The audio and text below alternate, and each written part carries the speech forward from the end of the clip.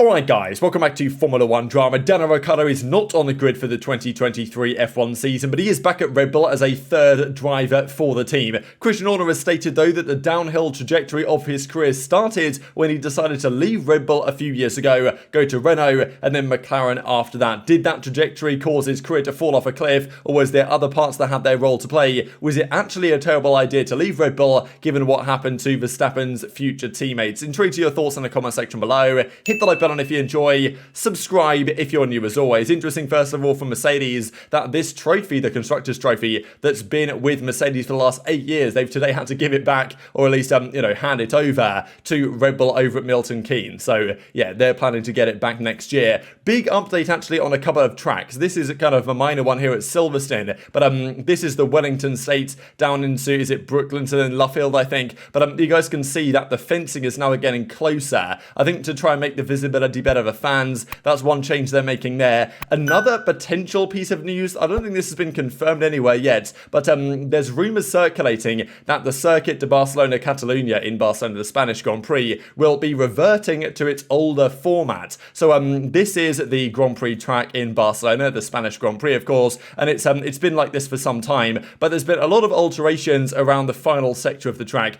This is the mega main straight, and especially in over the last few years, there's been real difficulties with dirty air at this track, relatively high downforce circuit. Getting anywhere near close enough to make a move down the straight is pretty tough. They've got a second era straight of course, but this is apparently what the track is now going to look like. You guys might know that after, I think, what is it, turn 9 or whatever, this final sector, there's a chicane here at the moment where you turn right and then go, left and then right again onto the main straight, and it's a bit of a nightmare. It doesn't probably need to be there. It was brought in because they believed, probably for good reason, I imagine there was a few instances here, especially in MotoGP and maybe in Formula 1, I'm not exactly sure, but on this fast right-hander, before you get to the next fast right-hander, before the main straight, this corner was effectively deemed too dangerous, and therefore they put in the chicane, but I believe they changed it back now for MotoGP and stuff. So it seems like they want to get rid of that chicane, get rid of this whole section in here, and just go back to what it used to be with, the nice sweeping corners, which probably does help a bit. Yes, this season, with the lack of, the lesser dirty air with the new regulation cars, it was a bit better to follow through there, and therefore it wasn't so punishing for the car behind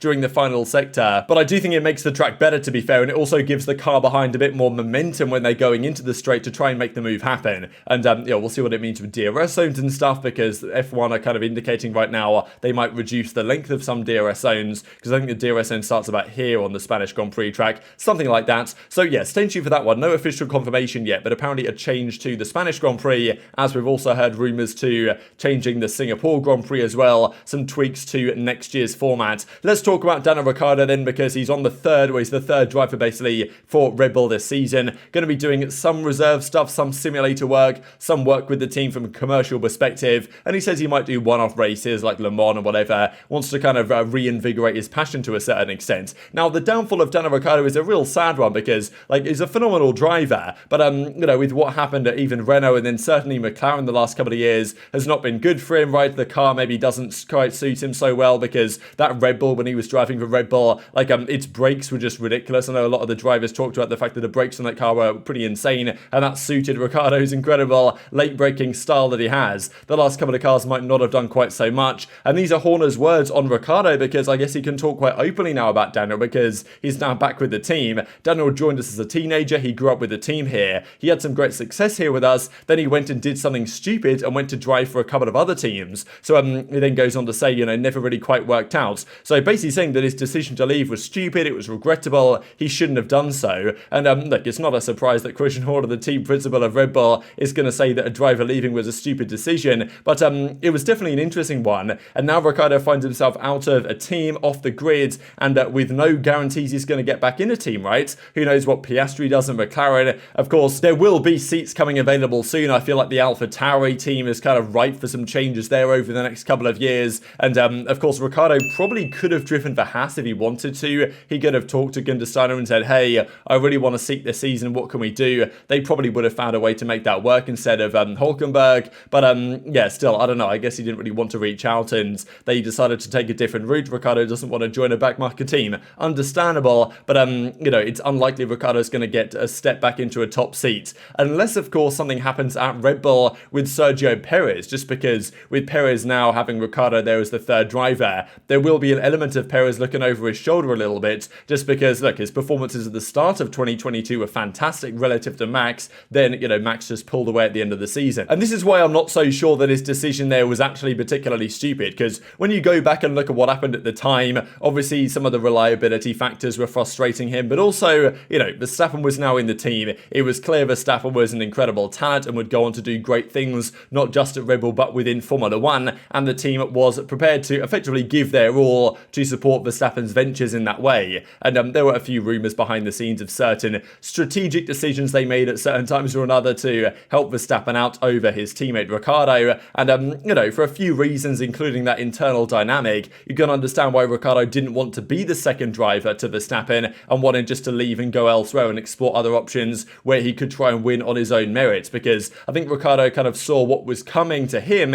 if he'd have stayed in that team, in terms of not just the way the team would treat Verstappen over their other driver, but also how the car might be developed in favour of one or another. And we've kind of seen that the last couple of years, that understandably Verstappen has a really extreme driving style compared to other drivers that he's often paired with, and helping the car benefit that style often puts his teammates in a bit of a tricky spot. And we see that in the next couple of years, right, when Gasly then came in and was kind of nowhere near Verstappen really, despite then going to AlphaTauri or back to AlphaTauri and doing another great job. Okay, it was Toro Rosso I think at the time or whatever it was, and then it became AlphaTauri, and then after that Alex Albon came in, and Alex Albon's done a phenomenal job I think this season in the Williams. Nicholas Latifi is not the best benchmark, right, but I think he was one of the better drivers of the year, to be honest, Albon, but he got destroyed by Verstappen in 2020, and it was probably a bit too early for Albon in that type of environment, and maybe the same for Gasly as well. If they went back there today, I think they'd do a better job, a more respectable job. But even Sergio Perez, last season in 2021, still a half a percentage point off in terms of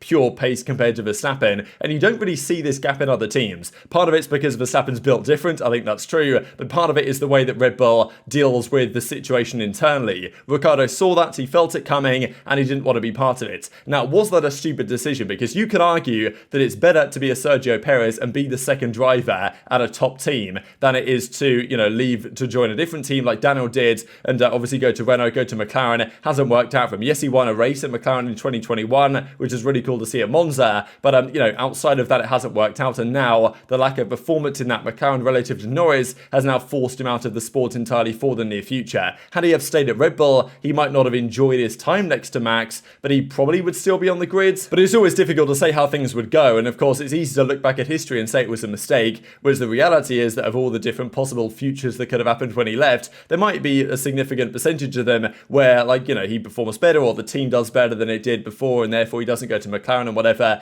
Maybe the Renault to McLaren was the real mistake, I would say. The Renault move, if he'd have stayed there, stayed with Alpine going forwards, I think that would have been okay. Leaving Renault to join McLaren was maybe the error that he made. I'm not sure leaving Red Bull was actually that bad of an idea, given we know what generally happens to Verstappen's teammates, and some are suggesting that it might well be not too far around the corner until Perez gets ousted from this team as well. So what does the future then look like for Daniel Ricciardo, right? If he's going to get back into the grid somewhere or another, where's it going to be? I know that we know that Audi's coming through, right, to partner up with Sauber going forwards, and Alfa Romeo will probably need a new team principal instead of Fred Vasseur, who's going to Ferrari, and possibly will bring that replacement in with Audi's involvement in mind. So we'll see about that one. But there will be new teams, there will be new interests coming in the coming years, Audi especially taking over Sauber. So I think Ricciardo should have opportunities out there, but it just depends how competitive those cars and opportunities are. Toto Wolff has said that he reckons in the future 5 teams might be able to fight at the front with the budget cap and with the testing kind of discrepancies that the teams have based on where they finish in the championship. But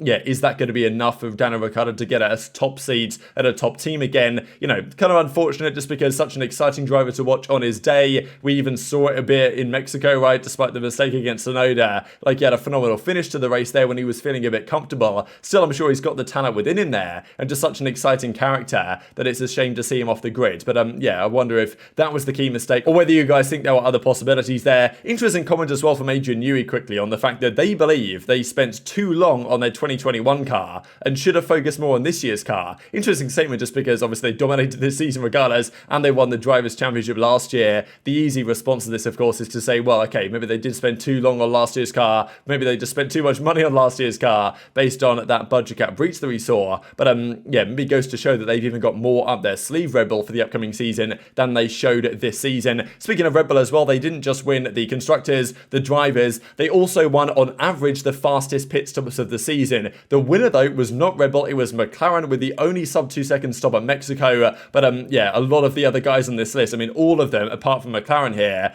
are Alpha Tauri and Red Bull. So pretty impressive stuff, it's got to be said, for the Red Bull team and the Red Bull sister team. And just to finish out with this as well, the overall, I know these are like almost always faded and don't make much sense, to be honest, the week by week power ranking leaderboards, but when you look at the entire season, you'd think that the bias kind of evens itself out. I don't know. And this I don't think is a terrible list of the season average. Verstappen, of course, number 1, Leclerc, then Russell, Norris, Hamilton, Alonso, all in very similar categories, and then Perez, Sainz, Ocon, Albon as well, closing out the list. So, you know, an interesting one. Hit the like button if you enjoyed, subscribe if you're new, take care, and I'll see you next time.